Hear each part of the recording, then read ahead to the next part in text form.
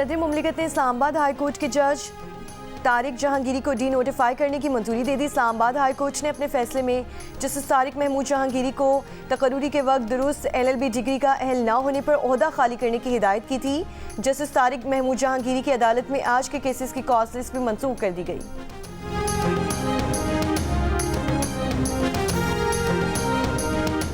پنجاب اور KP کے مختلف علاقوں میں شدید دھند، حد نگاہ متاثر ہونے پر موٹر وے M1 پشاور سے برہان انٹرچینج، M3 فیض پور سے جڑا والا، M4 شیر شاہ سے خانیوال اور M11 لاہور سے سمڑیال تک بند۔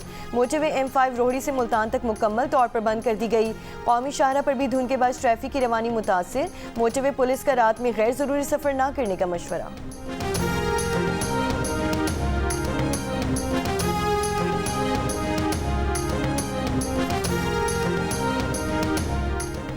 وفاقی وزیر خزانہ محمد اورنگزیب کی زیر صدارت کابینہ کی اقتصادی رابطہ کمیٹی کے اجلاس میں بجلی تقسیم کار کمپنیز کے مالی مسائل حل کرنے کے لیے 200 ارب روپے کی منظوری دی گئی۔ کمیٹی نے لاپتہ افراد کے 945 خاندانوں کی مالی امداد کے لیے 4 ارب 77 کروڑ روپے کی منظوری بھی دی۔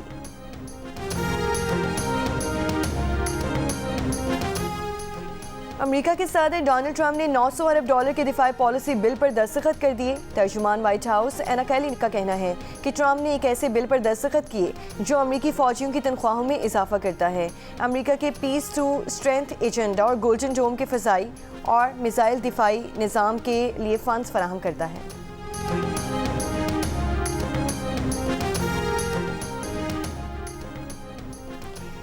وفاقی حکومت نے IMF کی شرط پر عمل کرتے ہوئے شوگر سیکٹر کو ڈی ریگولیٹ کرنے کے لیے پالیسی کا مسودہ تیار کر لیا۔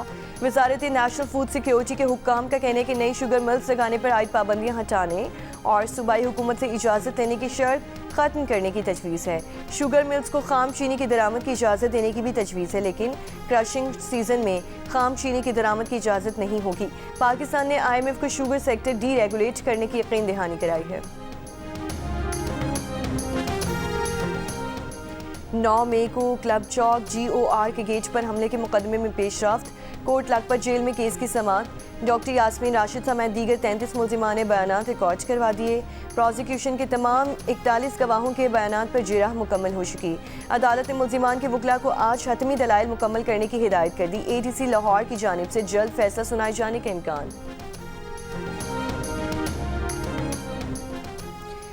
صوبائی حکومت ریاست کو سپورٹ کرے گی تو گورنر راج کی ضرورت نہیں، گورنر خیبر پختونخوا فیصل کریم کنجی کی جنگ میں میڈیا ٹاک، کہا PTI کو اتحادی جماعتوں کے ساتھ مذاکرات کی میز پر بٹھایا۔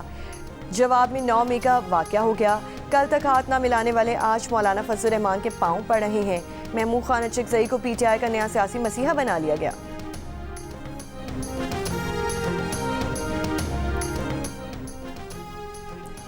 PTI آزاد کشمیر کے رہنماؤں کی پیپلز پارٹی میں شمولیت سے متعلق تقریب، گورنر پنجاب سردار سلیم حیدر، صدر PP آزاد کشمیر چودھری یاسین اور دیگر رہنماؤں کی شرکت۔ PTI ہٹیا بالا کے رہنما چودھری زاہد فرید کا پیپلز پارٹی میں شمولیت کا اعلان۔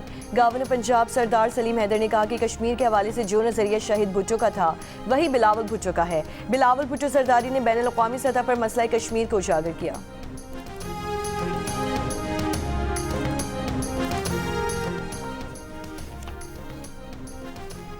اراکین پارلیمنٹ کے 104 نئے فیملی سویٹس کی تیاری کی منظوری، وزیر خزانہ محمد اورنگزیب کی زیر صدارت اقتصادی رابطہ کمیٹی کا اجلاس۔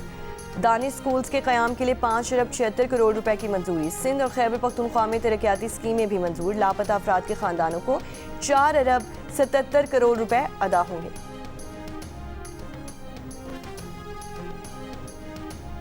قومی ایئر لائن کے 51 سے 100% حصص فروخت کیے جائیں گے، ڈاکٹر افنان اللہ خان کی زیر صدارت سینٹ قائمہ کمیٹی نجکاری کا اجلاس میں معاملہ سامنے آ گیا۔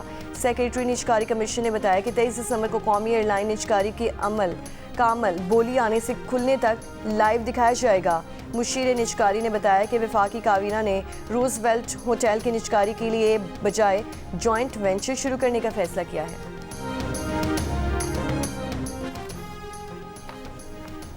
کراچی کے علاقے شادمان میں پولیس مقابلے کی ویڈیو، 17 دسمبر کی دوپہر 4 ملزمان نے گھر میں ڈکیتی کی تھی۔ ڈکیتی کی اطلاع ملتے ہی پولیس موقع پر پہنچ گئی۔ فائرنگ کے تبادلے میں 2 زخمیوں سمیت 3 ملزمان کو گرفتار کر لیا گیا، ایک فرار ہو گیا۔ لیاری ندی کے قریب مقابلہ، ایک ڈاکو ہلاک، ایک فرار۔ لانچی میں کارروائی، 2 ڈاکو گرفتار، نقدی اور اسلحہ برآمد۔ فیصل آباد کی کاٹن فیکٹری میں لگنے والی آگ پر قابو پا لیا گیا۔ فیکٹری کے ملبے سے مزید 2 مزدوروں کی لاشیں نکالی گئیں۔ حادثے میں اموات کی تعداد 3 ہو گئی۔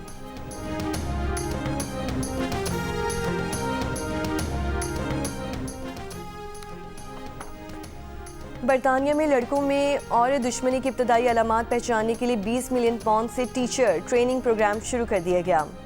اسکولوں میں صحت مند تعلقات، آن لائن خطرات پر تعلیم لازمی قرار دے دی گئی۔ جن لڑکوں میں اور دشمنی کی علامات پائی گئیں ان کے لیے خصوصی اصطلاحی پروگرام شروع کیا جائے گا۔ برطانوی وزیر اعظم سر کیر سٹارمر نے کہا وہ چاہتے ہیں کہ ان کی بیٹی برطانیہ میں ایسے ماحول میں پرورش پائے جہاں وہ اسکول میں دوستیاں بنانے میں اور آن لائن محفوظ ہو۔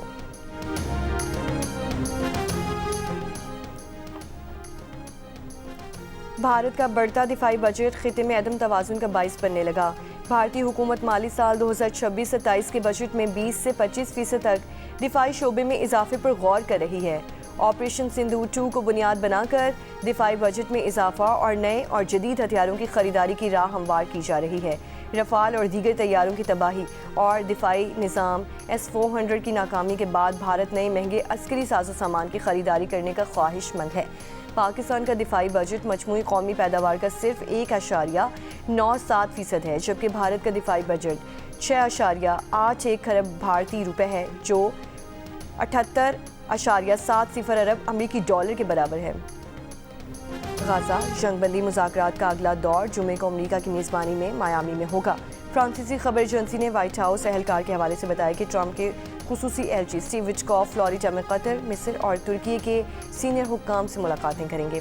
امریکی صدر کا کہنا ہے کہ اسرائیلی وزیر اعظم نیتن یاہو سے کرسمس کی تعطیلات کے دوران فلوریڈا میں ملاقات ہو سکتی ہے۔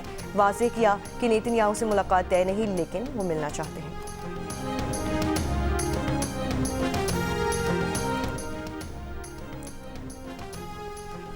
امریکی ریاست نارتھ کیرولائنا میں چھوٹا طیارہ گر کر تباہ، 7 افراد ہلاک۔ امریکی حکام کے مطابق ہلاک ہونے والوں میں امریکی motor sports racing driver Greg Biffle اور ان کے اہل خانہ شامل۔ طیارہ حادثے کی وجوہات جاننے کے لیے تحقیقات جاری۔ امریکہ کے مشہور John F Kennedy art centre کا نام بدلنے کا فیصلہ۔ وائٹ ہاؤس کے مطابق جان ایف کینیڈی سینٹر کا نام بدل کر ٹرمپ کینیڈی سینٹر کر دیا جائے گا۔ آرٹ سینٹر کے بورڈ نے نام کی تبدیلی کی منظوری دے دی۔ نیو یارک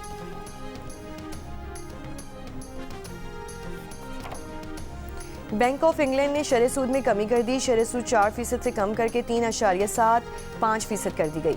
فروری 2023 کے بعد کم ترین سطح مارگیج لینے والوں کو ماہانہ ادائیگی میں بچت ہوگی۔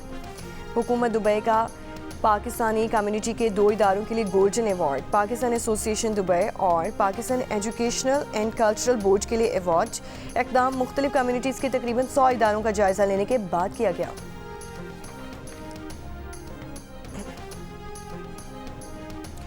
2 نمبری میں بھارتی ایتھلیٹس کا مسلسل تیسرے سال پہلا نمبر۔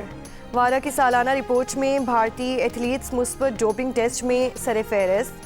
مختلف کھیلوں میں مثبت ڈوپنگ ٹیسٹ والے ایتھلیٹس میں بھارتیوں کا مسلسل تیسرے سال پہلا نمبر۔ وارا نے 2024 میں دنیا بھر میں ہوئے ڈوپ ٹیسٹ کی رپورٹ جاری کر دی۔ بھارت کی اینٹی ڈوپنگ ایجنسی نے 7113 ڈوپ ٹیسٹ کیے، جس میں سے 260 مثبت آئے۔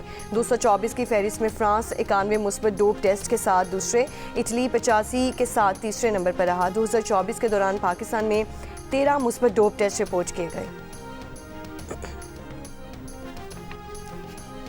بحرین میں قومی کبڈی ٹیم کے کھلاڑی عبید اللہ راجپوت کے بھارتی ٹیم کی جانب سے کھیلنے، شرٹ پہننے اور بھارتی جھنڈا لہرانے پر پاکستان کبڈی فیڈریشن کی جنرل کونسل کا ہنگامی اجلاس طلب۔ فیڈریشن کے سیکریٹری رانا سرور کا کہنا ہے کہ ٹورنامنٹ میں پاکستان کا نام استعمال کیا گیا۔ قومی کھلاڑی کا بھارتی ٹیم کی جانب سے کھیلنا اور جھنڈا لہرانا ناقابل برداشت ہے۔ عبید اللہ راجپوت کا کہنا ہے کہ انہیں قطعی علم نہیں تھا کہ ٹیموں کے نام پاکستان اور بھارت رکھے گئے ہیں۔ یہ صرف ایک کپ ایونٹ تھا اور ورلڈ کپ نہیں تھا، اور نہ ہی ایسے ورلڈ کپ ہوتا ہے۔ بنگلہ دیش میں قاتلانہ حملے میں زخمی طلبہ رہنما شریف عثمان ہادی چل بسے۔ بنگلہ دیشی میڈیا کے مطابق طلبہ احتجاجی تحریک کے رہنما عثمان ہادی کی موت کے بعد عوام سڑکوں پر نکل آئے۔ بنگلہ دیشی سیاسی جماعتوں کا ہادی کی موت پر افسوس کا اظہار، انصاف کا مطالبہ۔